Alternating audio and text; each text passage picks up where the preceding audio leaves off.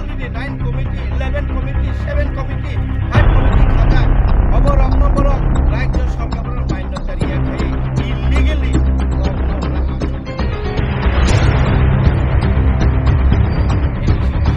অবাহিত শিক্ষিত প্রভিশন গুলো শিক্ষিত অবাহিত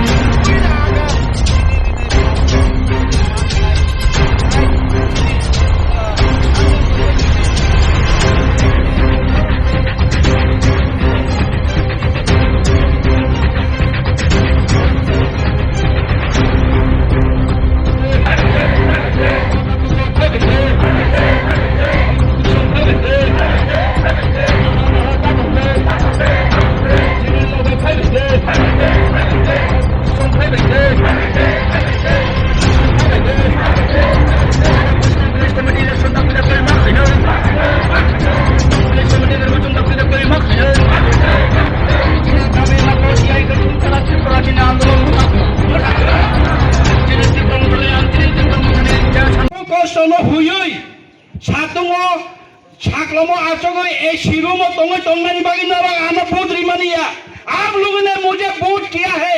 आप लोगों की दुख सुख को देखने के लिए, आपको प्रॉब्लम को दिल्ली तक ले जाने के लिए, त्रिपुरा की गवर्नर तक ले जाने के आप लोगों ने मुझे चुना है ताकुब देव खूब संग।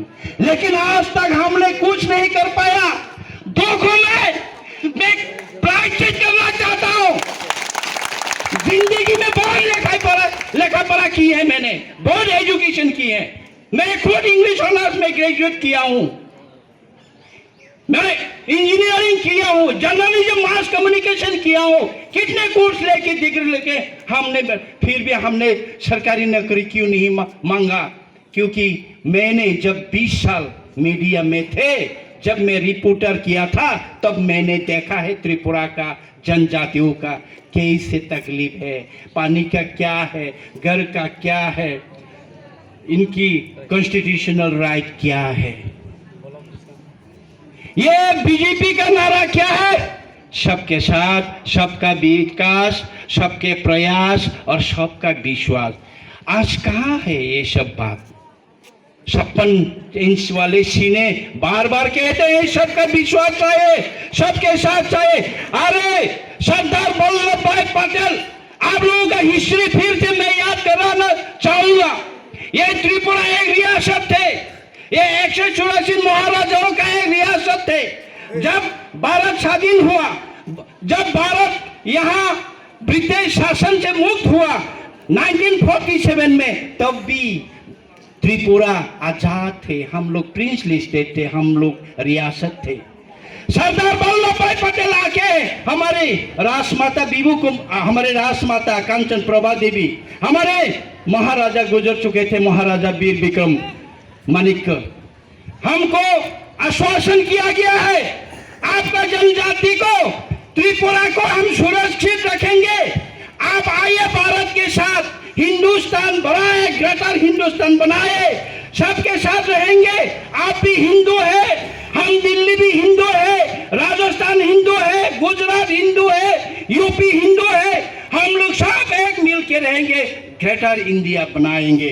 हमने, हमारे राजाओं ने रियासत को छोड़ के गणतंत्र, ये सेकुलर कंट्री में हमने इंडियन कॉन्स्टिट्यूशन को हमने स्वीकारा।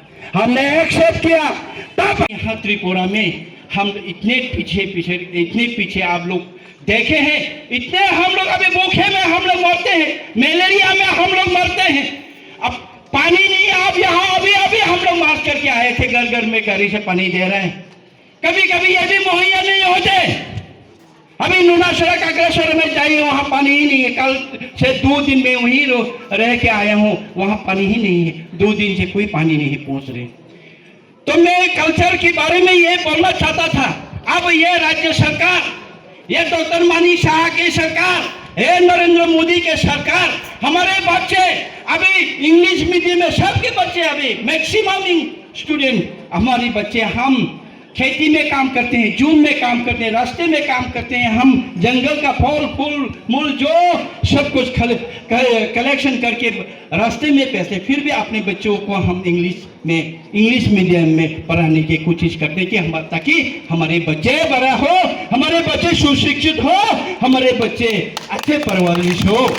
लेकिन इतने सालों से हमारे बच्चे इंग्लिश मीडियम में पढ़ाई किए हैं, इंग्लिश स्क्रिप्ट से, रोमान स्क्रिप्ट से, इंग्लिश से, हमारे लैंग्वेज को लिख के पढ़ के आए हैं अपने लैंग्वेज में। अभी आप अलग से नोटिस जारी कर दिया, नहीं आपको बांग्ला स्क्रिप्ट से लिखना पड़ेगा। ये कहाँ का इंसाफी है? 10-10 क्लास में आके ये बच्चा अभी कैसे बांग्ला सीखेगा? ये अभी बोर्ड में कैसे अभी पास होगा? क्लास 10वीं में, 12वीं में कैसे पास होगा? बोर्ड में कैसे पास? ये ना इंसाफी क्यों? इसलिए हम लोग रोमान स्क्रिप्ट मांगा है।